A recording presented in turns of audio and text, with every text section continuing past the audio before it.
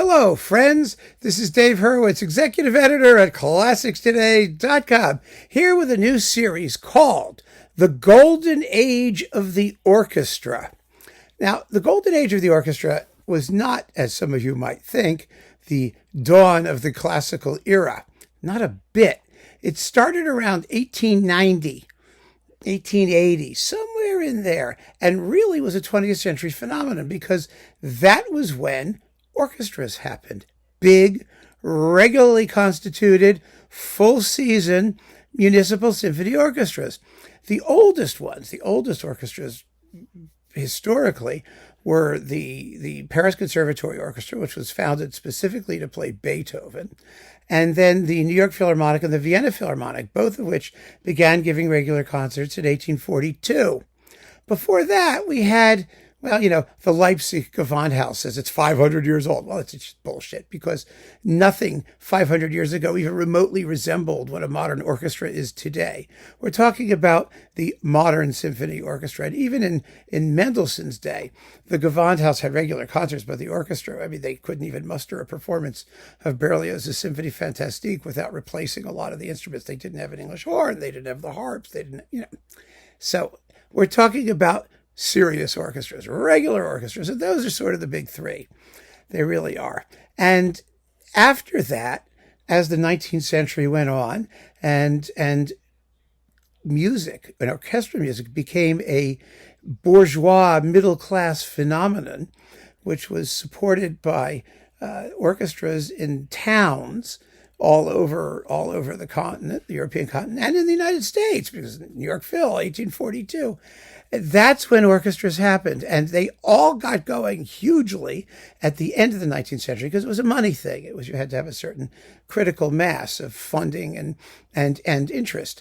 And the major orchestras, the Concertgebouw was the 1880s, the Berlin Phil was the 1880s, all the London orchestras were 1890s, 1910s, 1920s. The great American orchestras were also Boston, and all those were 1880s, 1890s.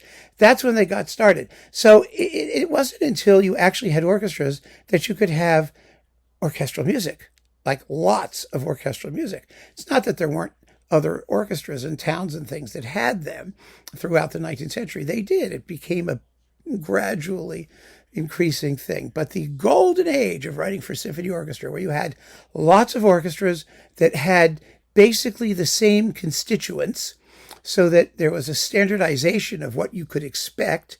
And that standardization took place in the context of the late Romantic era, which had, first of all, the idea of a large orchestra, and second of all, Romantic nationalism, which was when every country had their prestige orchestra, every town, every whatever, they were writing based on the ethnic music of their own countries. And it was just a huge flourishing of orchestral music, ethnic orchestral music, nationalist orchestral music, and orchestras were required to play them.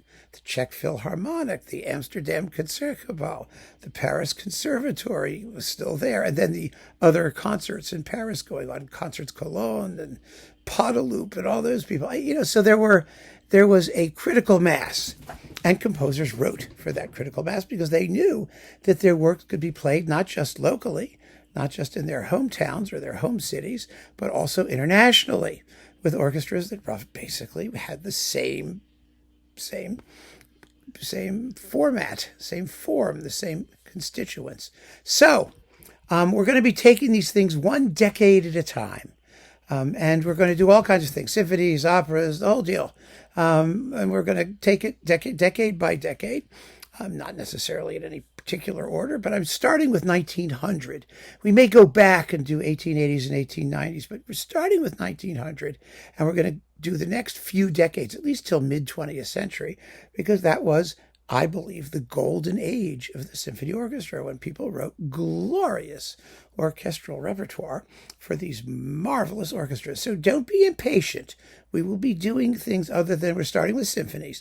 We'll do tone poems. We'll do concertos. We'll do all kinds of fun stuff, and categorize it by decade, because it's such an interesting thing to see what the range of styles being composed at about the same time, really was. It's a wonderful way to listen to music and to experience the wide variety of music. So we're beginning with the symphony, 1900 to 1909. You should feel free to add to this list. You can add whatever you want that's written in the right period.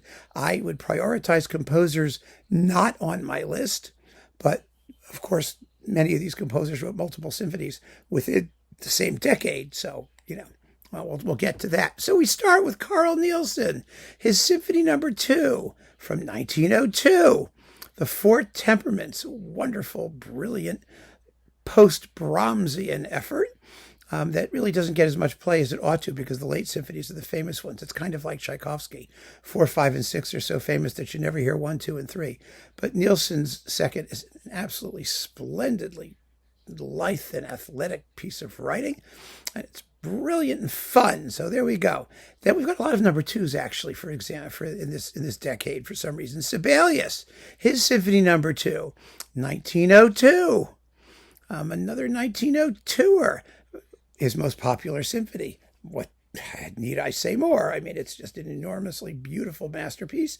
And it's not my favorite Sibelius symphony, but it's a great one. And it's the one that everyone records, even the people who don't normally do Sibelius. So that's lots of fun. Ives, Symphony No. 2, also from 1902. Amazing, isn't it? People wanted to see if the century was going to actually turn.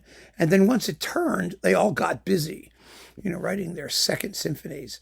The Ives, too, is a wonderful, wonderful work, and really one of the few great American symphonies written in this period. There wasn't anybody who was doing symphonies regularly, and Ives did 4 of them eventually in the ensuing decade, and decade and a bit. So we'll get to another one in another decade, but the second is just a wonderful piece. Glazunov, Symphony No. 7. Also from 1902. By this point, Glazunov was nearing the end of his career as a symphonist. The only one left was the 8th. But the 7th is a wonderful, warm, rich, melodic, juicy, late romantic effusion. And it's gorgeous. And it deserves a hell of a lot more attention than it ever gets. And so I'm happy to be able to include it here. I'm always happy to be able to include Glazunov because he's always underrated and neglected and whatnot. Rachmaninoff, Symphony No. 2 from 1907. Another Symphony No. 2.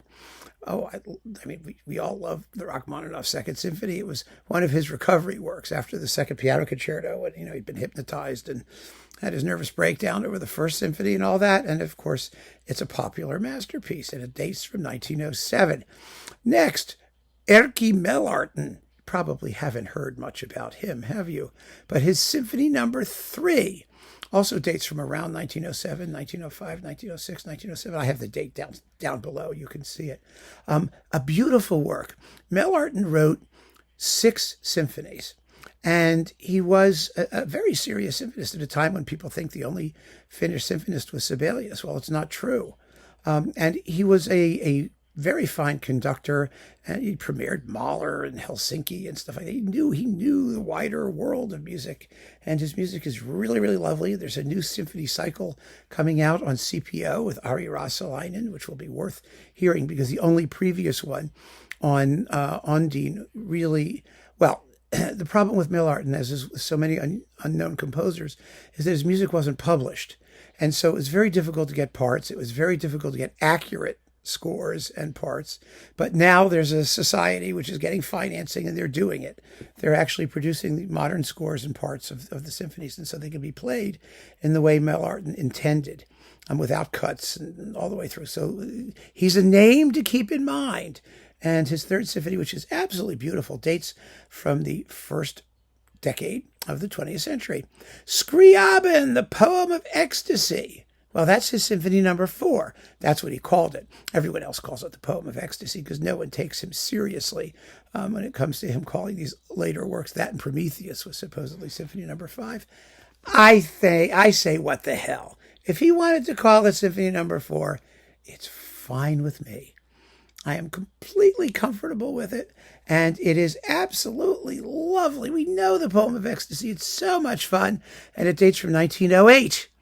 Also from 1908, Elgar's First Symphony, one of two great, great symphonies, both of them.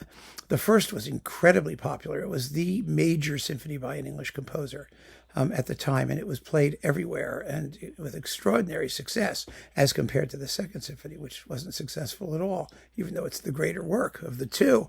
But it's a beautiful piece with a huge motto theme, and they used it in Greystoke, The Legend of Tarzan, so what could be bad?